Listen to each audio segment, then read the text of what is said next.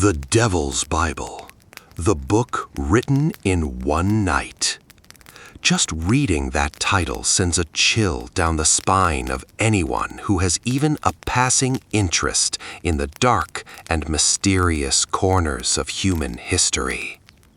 It is a phrase that promises a story so outlandish, so steeped in supernatural dread and medieval fear, that it hardly seems like it could be anchored in reality. It sits today in the National Library of Sweden in Stockholm, a massive, heavy, almost impossibly large codex that dwarfs every other manuscript from its era. It is officially known as the Codex Gigas, which translates from Latin to giant book, and it earns that name with every single ounce of its terrifying weight and staggering dimensions. It is the largest surviving medieval manuscript in the entire world. Its spine is so thick, its wooden board so heavy, that it is said to take 2 people just to lift it off a shelf.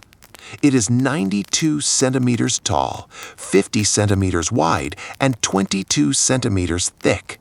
It weighs in at a staggering 75 kilograms, which is roughly the weight of a full-grown adult human being.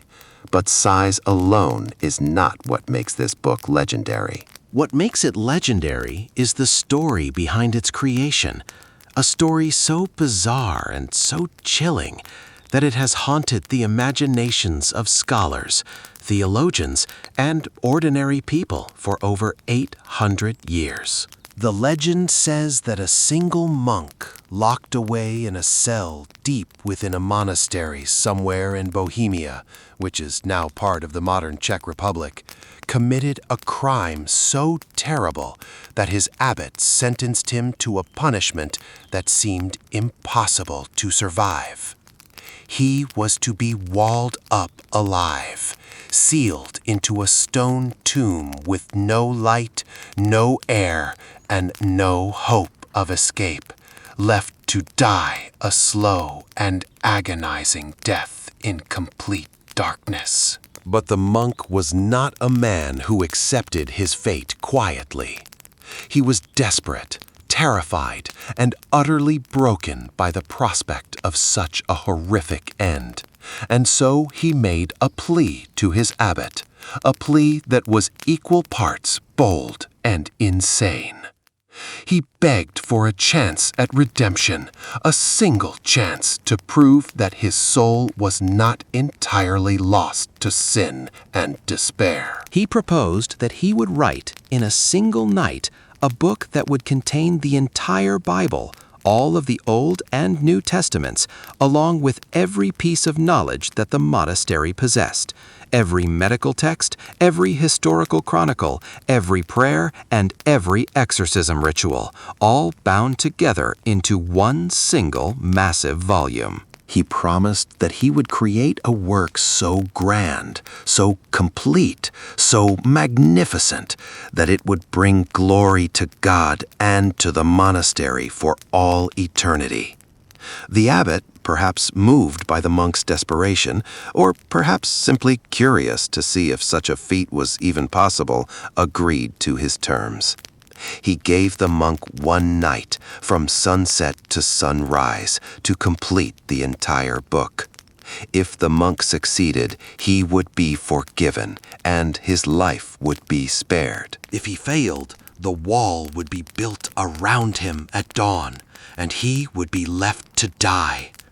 And so the monk retreated to his cell, armed with nothing but parchment, ink, and a feverish determination that bordered on madness. He began to write. He wrote with the speed of a man possessed, his quill flying across the pages as the hours of the night slipped away like sand through an hourglass. He wrote and wrote and wrote, page after page, chapter after chapter. But as the night wore on, he realized with growing horror that the task was simply too great for any human to accomplish. The Bible alone was hundreds of thousands of words long, adding all the other texts, all the histories, all the medical knowledge, all the rituals, was impossible. No single man, no matter how gifted or how desperate, could possibly write such a massive book in a single night. The monk saw the dawn approaching on the horizon, and he felt his hope crumbling into dust. He knew that he was going to die. He knew that his body would soon be sealed into that cold, dark stone prison, and that his soul would be damned for eternity. And so, in his final moment of desperation, he did something that would seal his fate in a way far darker than any wall of stone. He turned away from God. He turned away from the light, from the faith that had sustained him for his entire life, and he called out to the one being who could give him the power to finish the task. He called out to the devil himself. He made a pact with the Prince of Darkness, offering his soul in exchange for the ability to complete the book before the sun rose. And the devil answered. In a flash of fire and shadow, the fallen angel appeared in the monk's cell, his eyes burning with hellfire, his voice a low, rumbling growl that shook the very stones of the monastery. The devil asked the monk what he wanted, and the monk, trembling with fear and regret, told him. He wanted to finish the book. He wanted the speed, the endurance, the supernatural strength to write for hours without stopping, without sleeping, without making a single mistake. The devil agreed to his terms. He would give the monk the power to write the entire book in one night. But in return, the monk would surrender his soul to hell for all eternity. The monk, with no other options left, accepted. And so, with the devil's dark power flowing through his veins, the monk began to write again. But this time, his quill moved with a speed that was not human. It was a blur of motion, an impossible frenzy of ink and parchment that defied all logic and all physical law. He wrote the entire Old Testament. He wrote the entire New Testament. He wrote the histories, the medical texts, the exorcisms, the prayers, and everything else that he had promised. His hand never faltered. His mind never grew weary. His eyes never blurred. He wrote with the fury of a soul that was already lost, already damned, already resigned to its fate. But there was one final page left, one single page at the very end of the book, and the devil told the monk that he had to fill that page with something special. Something that would mark the book as his own, a signature of sorts. The monk, desperate to finish, asked the devil what he should put on that final page. The devil smiled, a cold and terrible smile, and told the monk to paint a portrait of him. He wanted a full-page image of himself, the fallen angel, the Prince of Darkness, the Tempter of Souls, rendered in vivid colors and terrifying detail. The monk had no choice but to obey.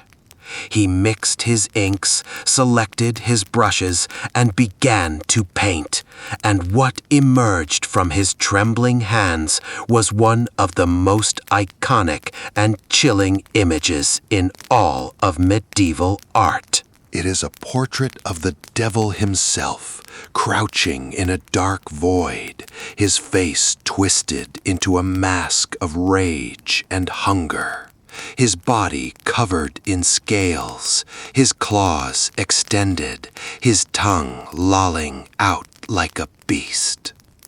It is an image that seemed... The sun rose over the monastery, and the abbot came to the monk's cell, expecting to find a half-finished pile of parchment and a broken, defeated man. Instead, he found a massive, complete, perfectly written book, and a monk who was pale, hollow-eyed, and utterly changed. The abbot was stunned. He had never seen anything like it. He had never even heard of such a feat. A single book containing the entire Bible and so much more, written in a single night by a single man. It was a miracle, or so he thought. But then he saw the portrait on the final page, the terrifying image of the devil, and he understood the terrible truth. The monk had not performed a miracle. He had made a deal with the devil. The abbot was horrified, but he also knew that he could not destroy the book. It was too magnificent, too valuable, too full of sacred knowledge to be thrown into the fire. And so he decided to keep it, to hide it away in the monastery's library, and to pray that the devil's power would not corrupt anyone who read it. But the book did not stay hidden for long. Word of its existence spread throughout Europe like wildfire, and soon kings, emperors, and popes all wanted to see the book that was written in a single night. It became a legend, a myth, a terrifying tale that was whispered in the dark corners of castles and monasteries alike. It was said that anyone who read the book would be cursed. And so the Codex Gigas, the Devil's Bible, was passed from owner to owner, each one hoping to unlock its secrets, but each one also terrified of its dark power. It was owned by kings and emperors. It was owned by bishops and archbishops. It was owned by princes and nobles. It traveled across Europe, from Bohemia to Germany, from Germany to Austria, from Austria to Sweden, where it finally came to rest in the National Library. And throughout all of its travels, the legend of its creation only grew stronger. But what does modern science have to say about this story? What do the scholars, the historians, and the paleographers think about the Devil's Bible and the claim that it was written in a single night? Well, the truth, as it often does, is both more fascinating and more complicated than the legend. The first thing that modern analysis has revealed is that the book was almost certainly not written in a single night. It is simply too large, too detailed, and too perfectly executed to have been created in such a short span of time. The Codex Gigas contains over 600 pages, each one made from the skin of a donkey, which means that over 160 animal skins were used just to create the parchment. The preparation of that much parchment alone would have taken months, if not years. The ink, the quills, the binding, the wooden covers, the metal clasps, all of these things would have required a vast amount of time and resources.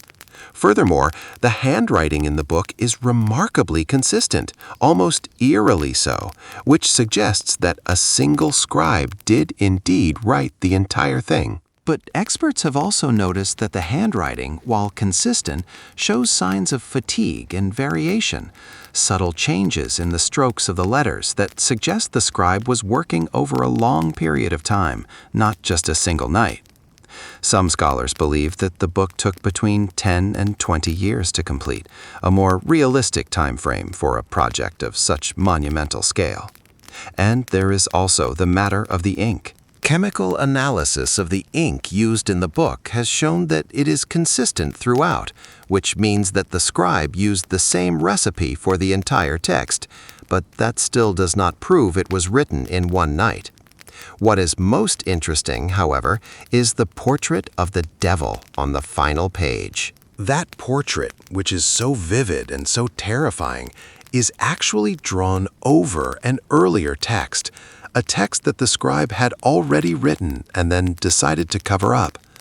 This suggests that the portrait was not part of the original plan, but rather a later addition, perhaps added by the scribe as a sort of signature or as a personal expression of his own internal torment. Some historians have even suggested that the monk who wrote the book was not making a pact with the devil at all, but rather was suffering from a severe psychological crisis, perhaps a breakdown caused by the immense isolation and pressure of his work. He may have been living in a state of profound loneliness, guilt, and fear, and the portrait of the devil was his way of externalizing those dark emotions, of giving them a face and a form that he could understand.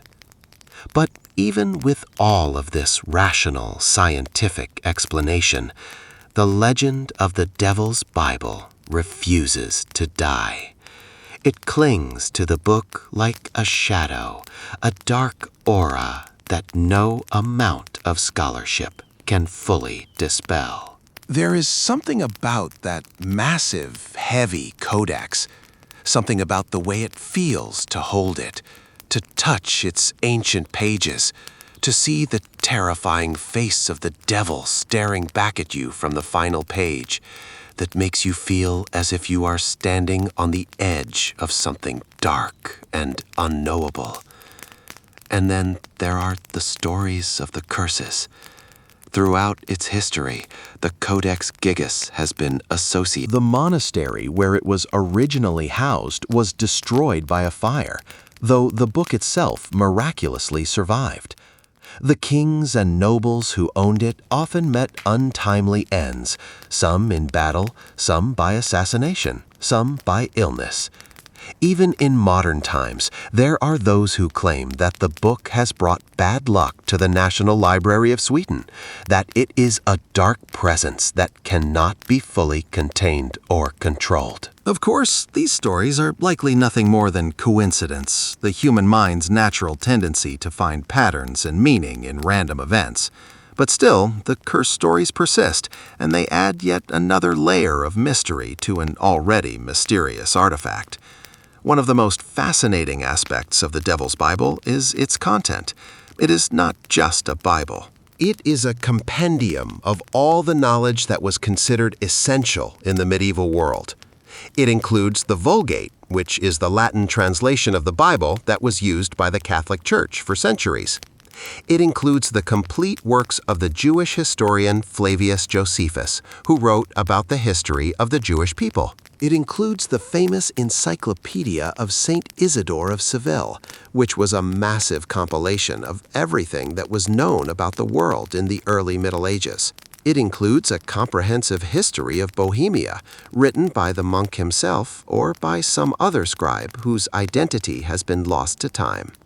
It includes dozens of medical texts covering everything from herbal remedies to surgical techniques. It includes a complete collection of exorcism rituals, prayers, and incantations that were used by priests to drive out demons and evil spirits. And it also includes something that is deeply puzzling to historians, a section on magic and divination, which seems strangely out of place in a book that is otherwise so religious in nature. This mixture of sacred and secular, of orthodox theology and folk magic, is one of the things that makes the Codex Gigas so unique. It is a snapshot of the medieval mind, a mind that saw no contradiction between faith in God and belief in the supernatural power of demons and spells. It is a window into a world that is utterly alien to us, A world where the boundaries between the physical and the spiritual, the natural and the supernatural, were much more fluid and porous than they are today. Another interesting detail about the Codex Gigas is that it contains a number of scribal errors, small mistakes that were made during the copying process. These errors are not surprising given the sheer size of the book, but they are interesting because they reveal something about the human being who wrote it. He was not a perfect machine. He was a fallible, tired, sometimes distracted person who made mistakes just like anyone else. And those mistakes, those small imperfections, are what make the book so human, so relatable, even as it is so terrifying. The mystery of who actually wrote the Codex Gigas is something that historians may never fully solve. There is no name attached to the manuscript, no signature, no colophon that identifies the scribe.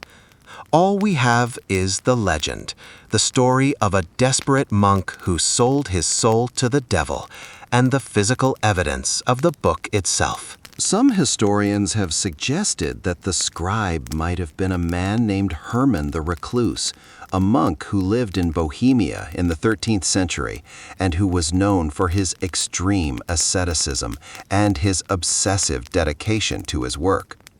But this is just speculation, a guess based on very thin evidence. The truth is that we may never know who wrote the Devil's Bible. We may never know why he wrote it, or what drove him to spend so many years of his life creating such a massive and complex work.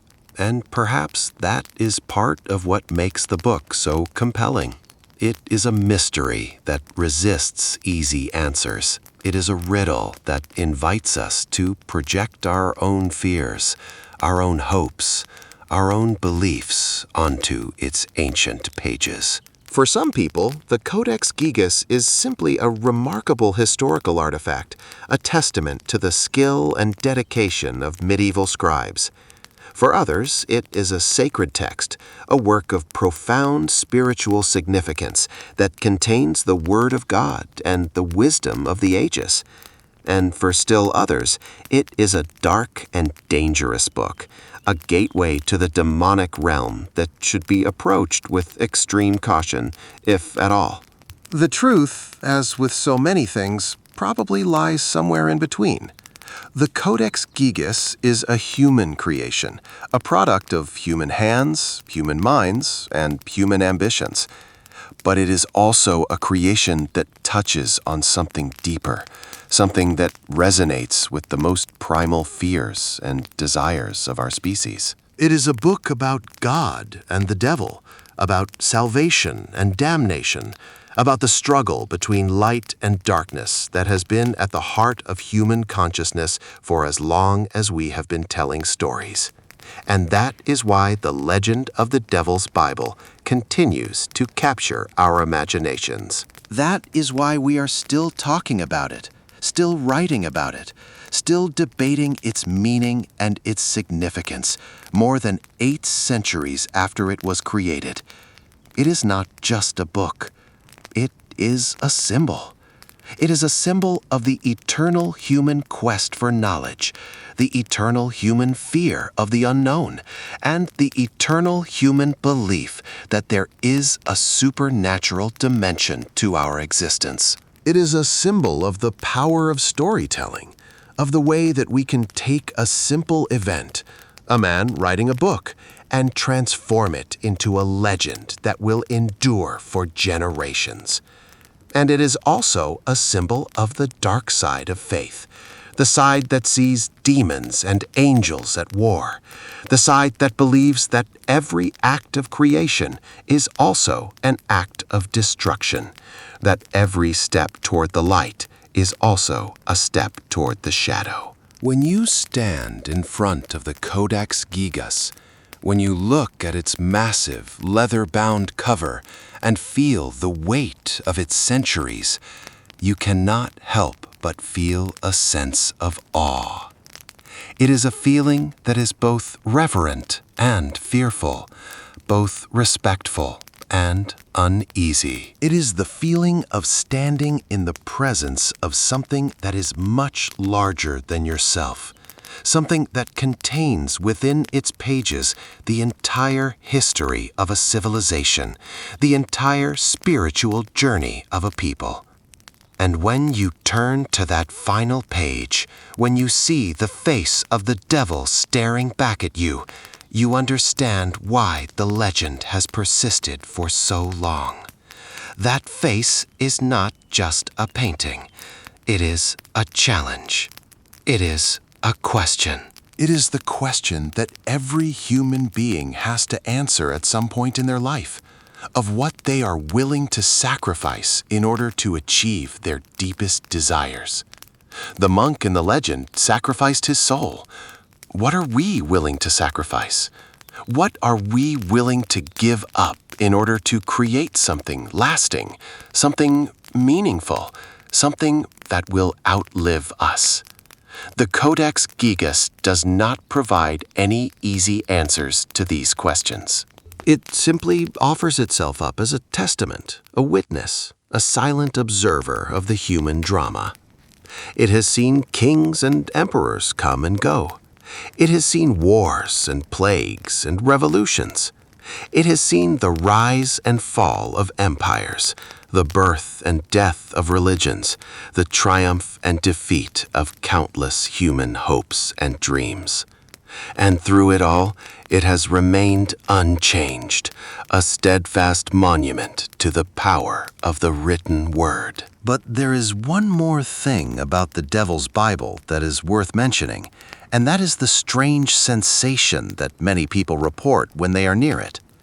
They say that the book emits a kind of energy, a kind of presence that is difficult to describe, but impossible to ignore. Some people feel cold when they are near it. Some people feel a sense of dread, a feeling that they are being watched by something invisible and malevolent. Some people even claim to have heard whispers, faint, distant voices that seem to emanate from the book itself. Of course, these reports are likely the result of suggestion, the power of the legend to influence the perceptions of those who encounter the book. But whether they are real or imagined, they add another layer of mystery to the Codex Gigas, another reason why it continues to fascinate and terrify us in equal measure. The National Library of Sweden, where the book is now kept, takes great care to preserve it.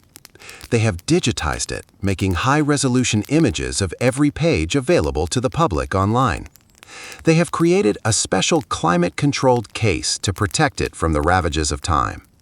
They allow scholars and researchers to examine it, but only under strict conditions and with great caution. And they have also, somewhat ironically, made the book into a major tourist attraction. Thousands of people visit the library every year just to catch a glimpse of the Devil's Bible, to stand in its presence and feel the weight of its history. For many of those visitors, the experience is almost religious. They approach the book with the sense of reverence, as if they are entering a sacred space. They gaze at its massive cover, its ancient pages, its terrifying portrait, and they feel a connection to the past that is both profound and unsettling. It is a reminder that history is not just a collection of dry facts and dates. It is a living, breathing thing. A tapestry of stories and legends and beliefs that continue to shape who. It is a piece of the human soul, a fragment of our collective consciousness, a mirror that reflects our deepest fears and our greatest ambitions. It is a testament to the power of faith, the seduction of power, and the terrible price that some are willing to pay for knowledge. And that, ultimately, is why the story of the book written in one night will never die. It is a story that resonates with something fundamental in all of us, something that transcends time and culture and geography. It is a story about the struggle between good and evil, the battle for the soul, the eternal question of what we are willing to do to survive. And as long as there are human beings on this earth, as long as we continue to tell stories, the legend of the Devil's Bible will endure.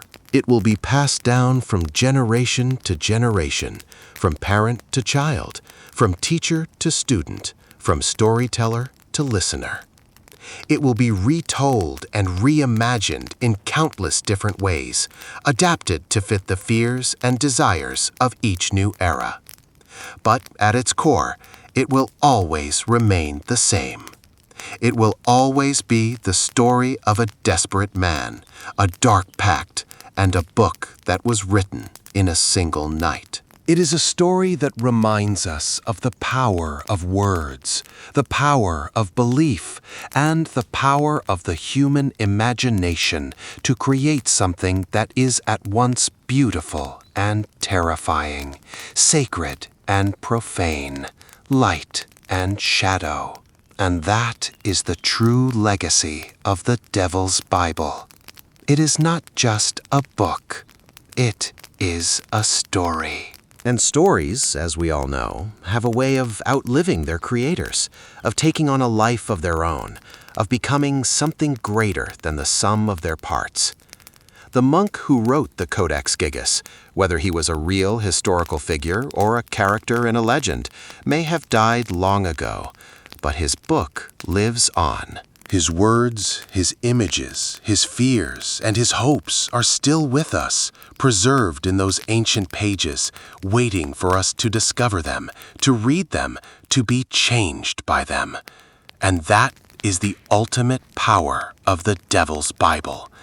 It is a book that does not just tell a story. It is a book that becomes a story that weaves itself into the fabric of our culture and our consciousness, a story that will continue to haunt us and inspire us for as long as we are willing to listen.